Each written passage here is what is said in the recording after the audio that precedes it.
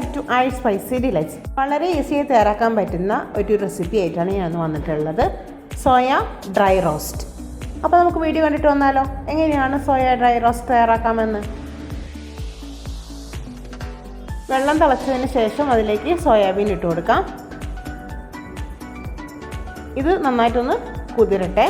കുതിർന്നതിന് ശേഷം ഇതുപോലെ വെള്ളം നന്നായിട്ട് പിഴിഞ്ഞ് കഴുകി ഇതുപോലെ ഞാൻ 2 പീസായിട്ട് നുറുക്കി വെച്ചിട്ടുള്ളതാണ്. ചട്ടിയിലേക്ക് 2 ടേബിൾ സ്പൂൺ വെളിച്ചെണ്ണ ഒഴിച്ചു കൊടുക്കുന്നുണ്ട്. അതിലേക്ക് 1 ടേബിൾ സ്പൂൺ ഇഞ്ചി വെളുത്തുള്ളി പേസ്റ്റും 2 സവാള അരിഞ്ഞതും കൂടി ചേർത്ത് കൊടുക്കാം. പച്ചമുളകും കൂടി ചേർത്ത് കൊടുക്കാം. ആവശ്യത്തിനുള്ള ഉപ്പും കൂടി ചേർത്ത് നന്നായിട്ട് വഴറ്റിയെടുക്കാം.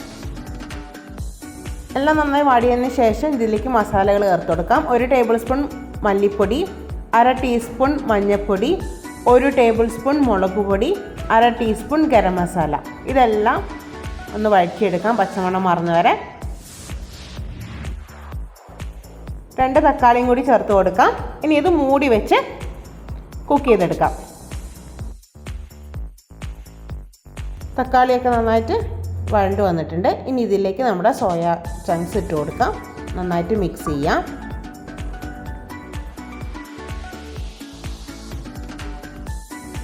കുറച്ച് ഉപ്പ് ആഡ് ചെയ്ത് കൊടുക്കാം. ഇനി ഇതിലേക്ക് ചേർത്ത് കൊടുക്കുന്ന ക്രഷ് ചെയ്ത് വെച്ചിട്ടുള്ള കുരുമുളകാണ്. അതും കൂടിയും ചേർത്ത് നന്നായിട്ട് മിക്സ് ചെയ്തെടുക്കുക. ഇതിങ്ങനെ ഡ്രൈഡ് വേർഷനാണ്. കറിവേപ്പിലയും കൂടി ചേർത്ത് കൊടുക്കാം. നന്നായിട്ട് ഡ്രൈ ചെയ്തെടുക്കാം കേട്ടോ. നന്നായിട്ട് വരട്ടിയെടുക്കാം.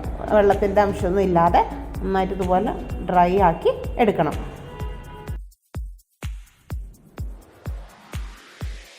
അപ്പോൾ വളരെ ഈസിയായി തയ്യാറാക്കാൻ പറ്റുന്ന സോയ ചങ്ക്സ് ഡ്രൈ റോസ്റ്റ് ഇവിടെ റെഡി ആയിട്ടുണ്ട്. വളരെ ഈസിയാണ്, ഇത്രയേ ഉള്ളൂ. അപ്പോൾ എല്ലാവരും ഇത് ട്രൈ ചെയ്ത് നോക്കാം. ട്രൈ ചെയ്ത് നോക്കിയതിന് ശേഷം നിങ്ങളുടെ ഫീഡ്ബാക്കും കൂടി ഒന്ന് അറിയിക്കണേ. ചപ്പാത്തിയുടെ കൂടിയും അതേപോലെ ചോറിൻ്റെ കൂടിയൊക്കെ ഒരു പെർഫെക്റ്റ് കോംബോയാണ് ഈ ഒരു റെസിപ്പി. വീഡിയോ ഇഷ്ടമായാൽ ലൈക്ക് ചെയ്യാനും അതേപോലെ മാക്സിമം ഷെയർ ചെയ്തും കൂടി കൊടുക്കണേ. എൻ്റെ ചാനൽ ആദ്യമായി കാണുന്നവരാണെങ്കിൽ ഇതുപോലത്തെ ഈസി പീസി റെസിപ്പികൾ ഇനിയും കിട്ടാൻ വേണ്ടി എൻ്റെ ചാനലൊന്ന് സബ്സ്ക്രൈബ് ചെയ്തോളൂ. അടുത്തൊരു വീഡിയോയിൽ പുതിയൊരു അടിപൊളി റെസിപ്പിയുമായി നമുക്ക് വീണ്ടും കാണാം. അതുവരെ ബൈ.